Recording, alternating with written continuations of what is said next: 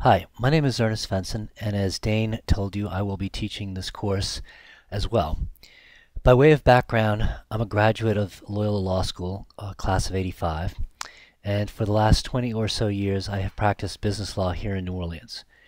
I spent my first 2 years out of law school clerking for a federal trial judge here in the city, but mostly I've been practicing business litigation for the past few years, which means contract disputes or franchise litigation for clients like Popeyes, Ruth's Chris, and so forth. I did this for about 18 years while working at a large firm in New Orleans. The past 3 years, however, I've been on my own. What's interesting is that the kind of cases I handle are pretty much the same, but instead of working in an expensive downtown office, I have worked from home, using not much more than a computer, a cell phone, and a high-speed internet connection. How is this possible? That's what many lawyers ask me. These are lawyers who just want to practice law and not be burdened with all the expense and administration that working in a large firm entails. Much of what I talk about in this course will answer that question. When I graduated from law school, it wasn't possible to practice business litigation as a solo lawyer, at least not the kind that I've been practicing for the past couple of years. In fact, it's only in the past 5 or so years that it's become possible. Basically, technology has made it possible.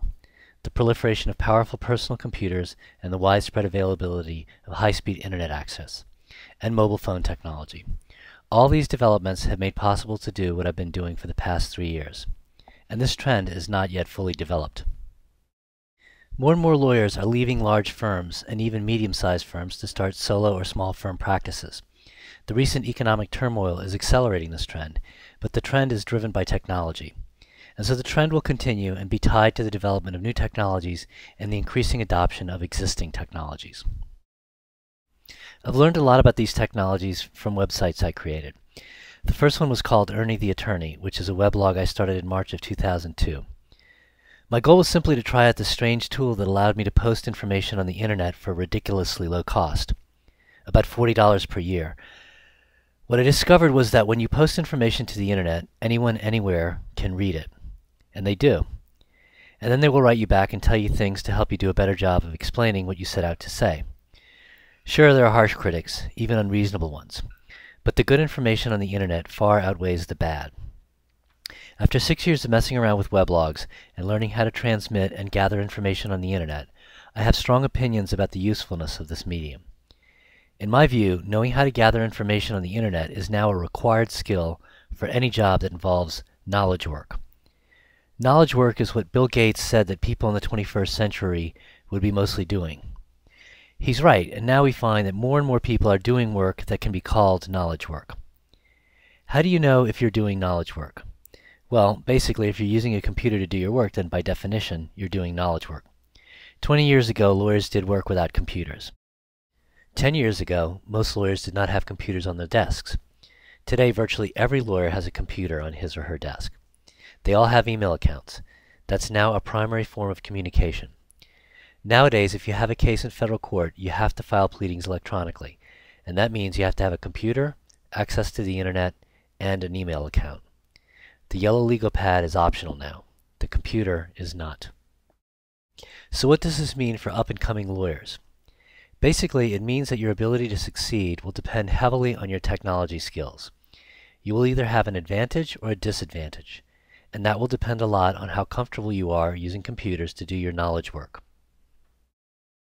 My goal is to help you figure out which skills you need to work on and then help guide you in developing those skills. Mostly, though, it's up to you.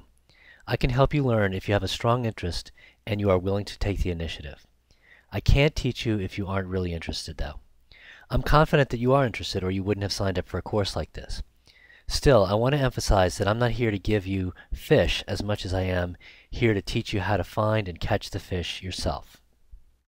I'm happy to tell you what I do and which tools I use, but I can assure you that you don't have to use the exact same tools. Some things are a given, but there is room for improvisation. For example, I use a Mac computer, but most of you use Windows. I believe that the knowledge work that we lawyers have to do should not, and in fact does not, depend on what kind of computer we have. What matters is that we do things in a logical order. When we extract information from documents or legal research, we need a system that allows us to capture that information as perfectly as possible. We have too much to keep track of as it is, without having to reinvent the wheel all the time. We shouldn't be having to get back up to speed all the time. We need a system that allows us to get the maximum leverage out of the information that we are processing. That's what this class is going to be about. The key is to have a system that allows you to process information 1, reliably, 2, quickly, and 3, in a way that leverages value and avoids dead ends. So as Professor Ciolino has explained, we are going to learn how to process information that is not in paper form. Paper is a barrier to efficiency. The only thing that paper has going for it is that most people are very familiar with it and are very comfortable working with it. Trying to get a large group of people to abandon paper and to learn how to deal with digital information is hard. That's because it's hard to get one person, let alone a group, to change a habit like the one that's involved with paper. The sooner you break yourself of this habit, the better off you'll be. Right now you're on your own. You're free to abandon paper and commit to an all-digital information flow. If you wait until later to acquire this essential skill, it will be much harder. One day you will have to make this commitment. There's no doubt about that. So better you start now if you haven't already. Incidentally, when Professor Ciolino or I say paperless, we don't mean that you never touch paper or never print out documents that you read. What we mean is that all of your originals or key information are stored in digital form. Once you get to this point, you can do things like back up your key information so that if the disaster strikes, you can easily work from a copy of your key information. There is no such thing as backing up paper. But the point of being paperless is not to avoid disaster. It's to get more value out of the information that you process.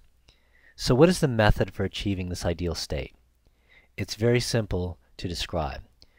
First, keep all information that is already in digital form in digital form. Second, scan or digitize everything else. That's it. The problem, of course, is that there are a lot of little things that arise when you strive to 1. Keep things digital, and 2. Make them digital. Most people think that the greatest challenge lies in number 2, making things digital. This, of course, is the part that entails scanning documents. It's true that scanning can be tricky at first, but scanning is a fairly self-contained activity. Keeping things digital is actually the more difficult part of the equation. Some lawyers like to print out their emails and store them in a paper file. This is a very bad practice, but about 33% of lawyers do this. Don't be one of those lawyers. Faxes are common in the legal practice. A fax machine is actually 2 machines rolled into one. It's a scanner, which is how the paper document is captured and then electronically transmitted. But a fax machine is also a printer, which is how the transmitted document is presented at the end. What if the fax arrived in your email inbox as a PDF attachment? If that were the case, then you'd receive the document on any device that you have for email. That could be your computer or your smartphone. So keeping the fax in digital form is more than a convenience. It's the key to efficient processing of information. Creating a digital signature is an important step in the quest to avoid printing. If you have a scanned copy of your signature that's loaded into your form letters, then you can send out letters as PDF attachments without having to take the time-consuming steps that are involved in sending a letter by mail. What are those steps? Well, first there's printing. Then there's the ceremonial signing, which it's not uncommon for 30 minutes or an hour to elapse between the time a secretary prints a letter and a lawyer signs it. After the letter is signed by the lawyer, the secretary has to place the letter and any attachments into an envelope and then affix proper postage, which can take 10 or 15 minutes, or more if there are a lot of recipients. A better method is to make all outgoing correspondence a PDF file that goes out by email. If you do that, you eliminate the printing phase, the postage phase, the mailing phase, and the scanning phase. If you want more information on how to create a digital signature that you can put into Acrobat or your word processing program, here's a link with step-by-step instructions. Next up, we're going to talk about PDF files and how to use them in the practice of law.